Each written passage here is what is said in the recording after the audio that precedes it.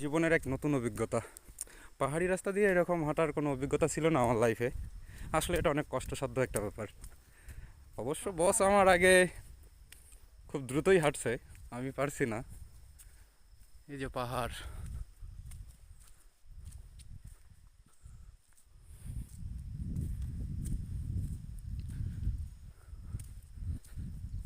অবস্থা, ঝর্ণার পানি আসছে। আমরা এখনো ঝর্ণা পর্যন্ত পৌঁছাতে পারিনি।